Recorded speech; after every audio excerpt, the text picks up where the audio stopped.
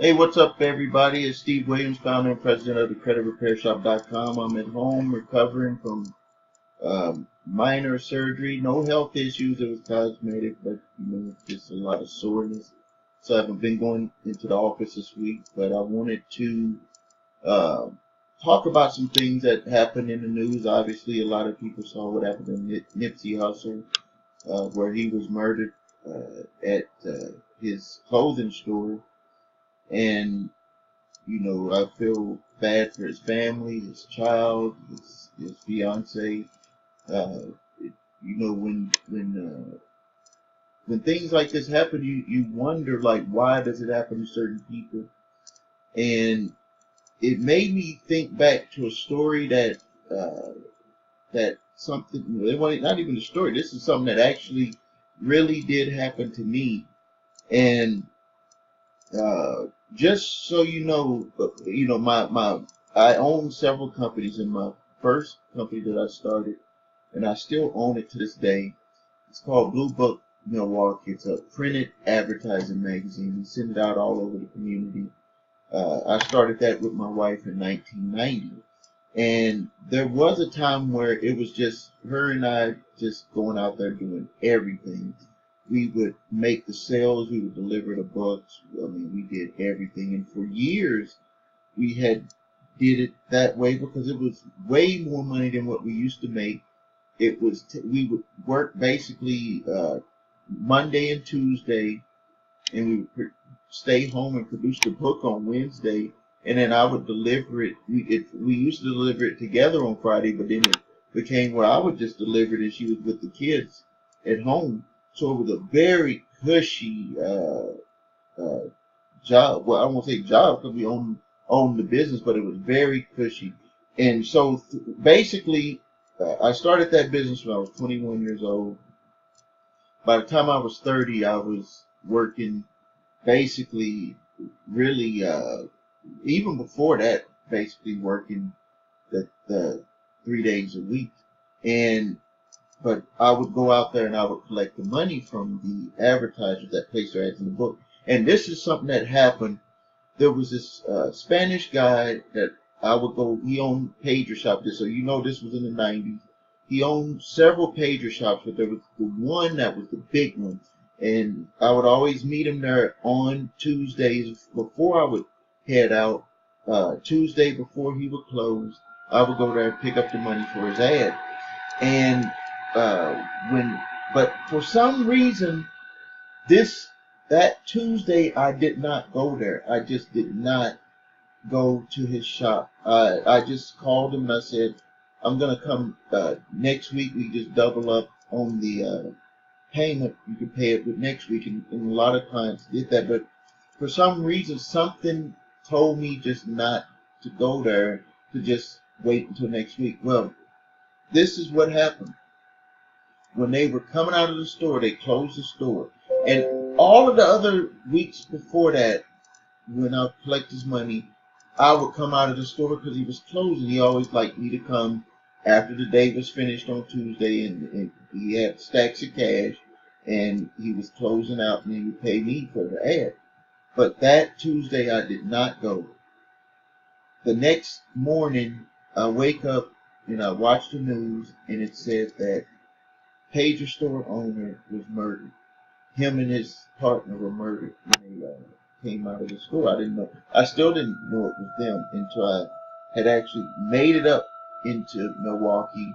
I had lived out of the area, made it up to Milwaukee, and I had saw that it was them. And what had happened was, it turned out that he was involved with drugs from New York, and where he had taken a lot of drugs, and I guess he didn't pay the people that he owed money to.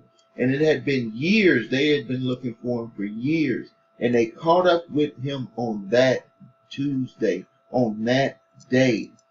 And when they came out, they didn't ask any questions. They didn't say, where's the money? Nothing. They just shot them up. They said it was probably over 100 shots. They were both shot numerous times, probably 50, 60 times each. I'm talking about, it was bad. And I would, if I would have went there that day, I would have been walking out, and I would have been part of someone else's uh, uh, problem that they had with someone else. Uh, I would have been could have been killed, and it wouldn't even, I wouldn't have had nothing to do with it. And that looks like what some of the people that was with Nipsey had gotten shot, and they had nothing to do with what Nipsey and the killer, the murderer, whatever they had going on with each other. So that just, when things like this happen, it comes to my mind a lot, because you're like, why do certain people, they get taken from us, and then other people, we stay here. We stay here because we have more work that we got to do. So now let's move into something. I was doing some reading, and I saw something where the president or chairman of the board for Citibank, I think it's Jamie Dimon, Citibank, said that over 25 million people do not have access to $400 cash if they needed it. So that meant that out of 25 million people in the United States, if something happened and they needed $400, that they would not have the access to that money. And that made me think of my situation in the past, because mine was even crazier. Mine was when I started my business at 21, I wasn't making any money. I wasn't even making $400 in 1 week. I was making $384 in 2 weeks as a security guard before I started my company. And I definitely would have had a hard time coming up with $400, and that was back then. But my crazy story was 8 months after I started my business, I was making enough to quit my job. It was just me and my wife working it. 4 years later, I'm making over $100,000 per year with my business that I started with only a $500 investment, and I was broke. I was spending more money than I had coming in.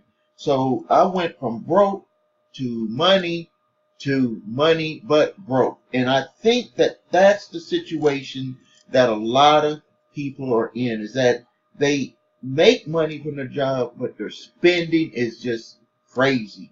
It is just all out of balance. And I went through it.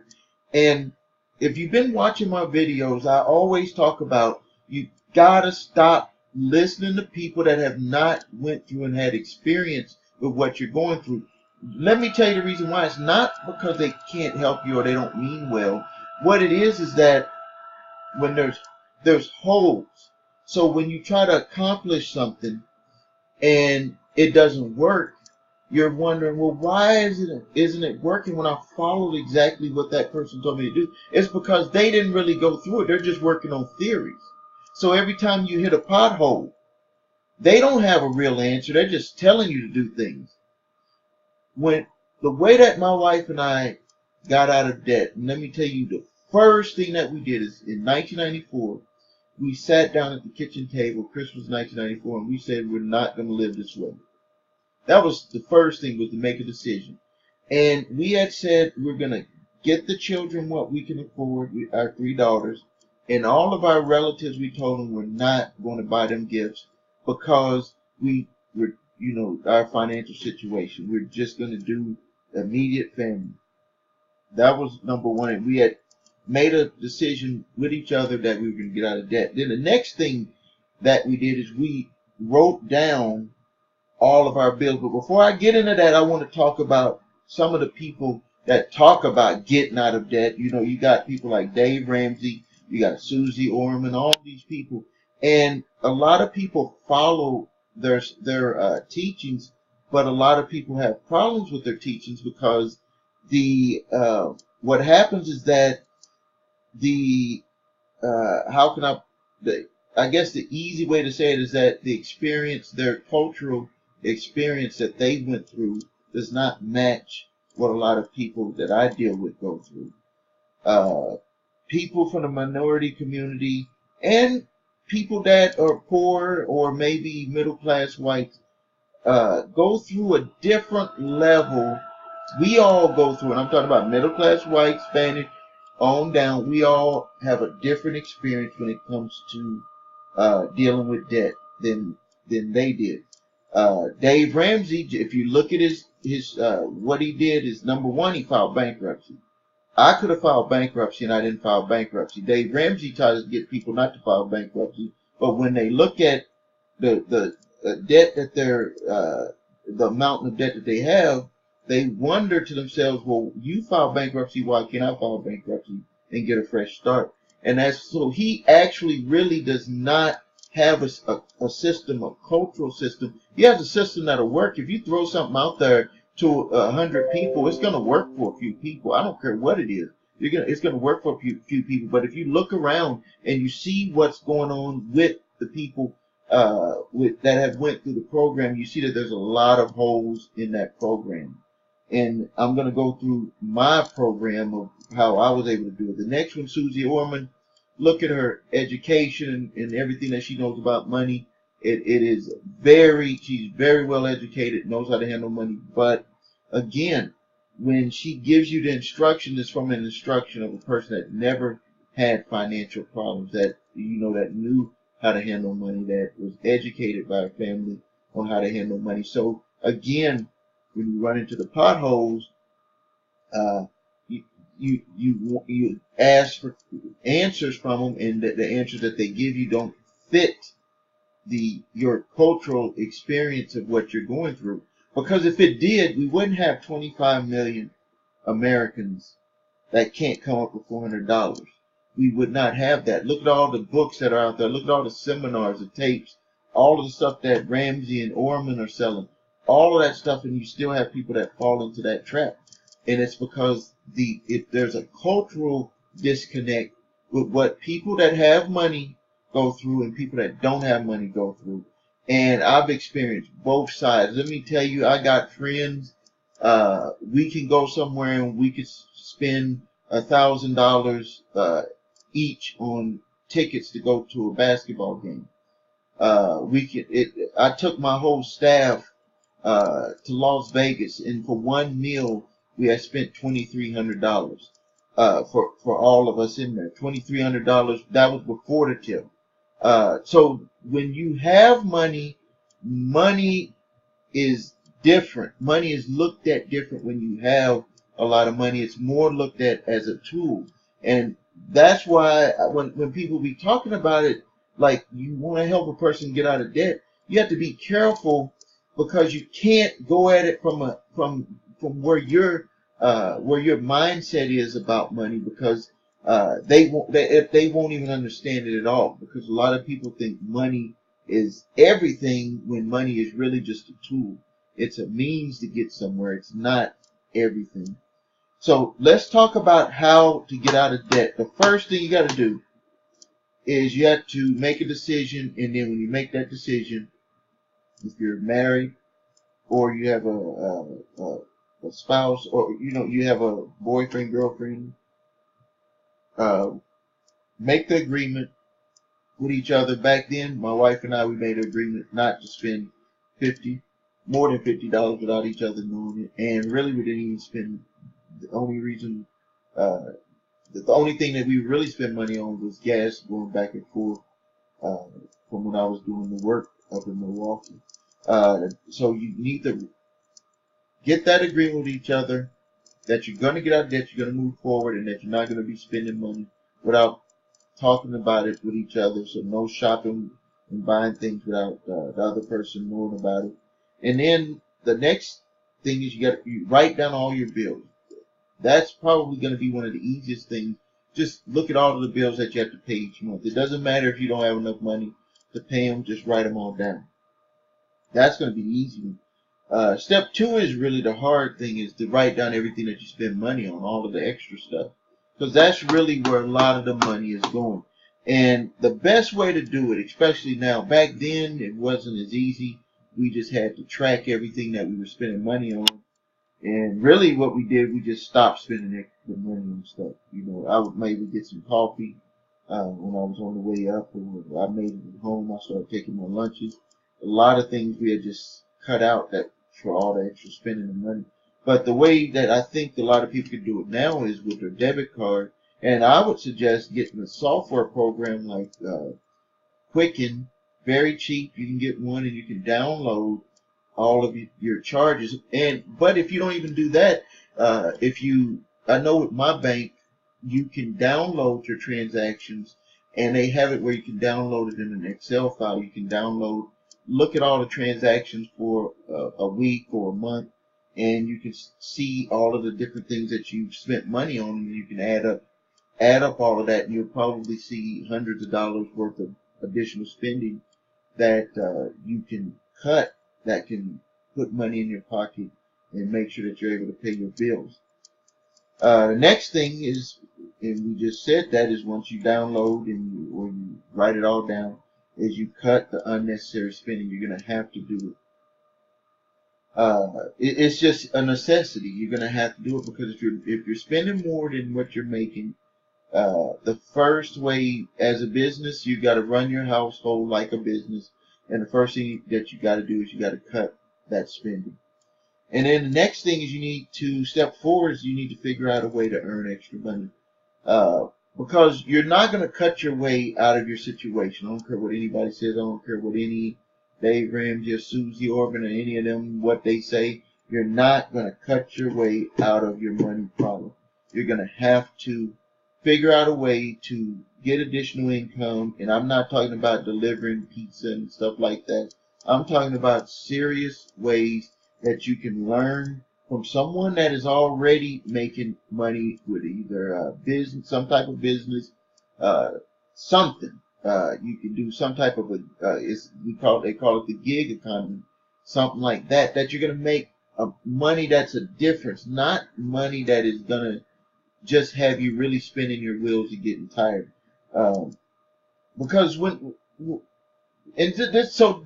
I'm about to tell you is exactly what I was talking about with the way that culturally a person that didn't really understand money, how you have to bring them over into the way to make more money, but you can't just say, go and make more money.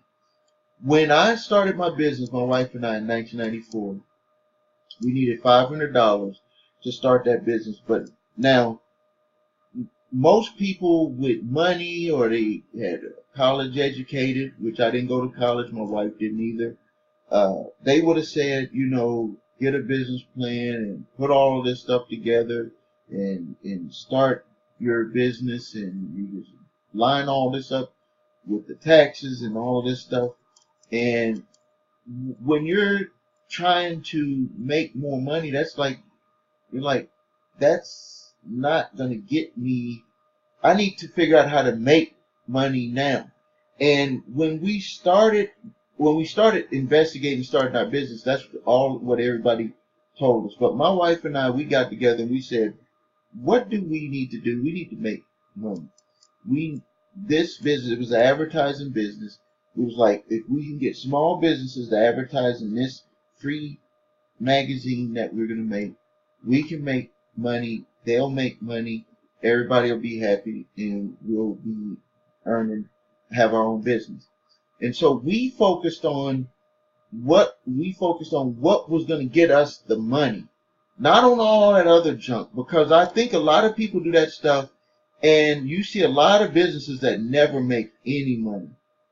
We made money right out of the gate. Not a lot of money, but we made money right out of the gate after our second publication. The first publication was a disaster.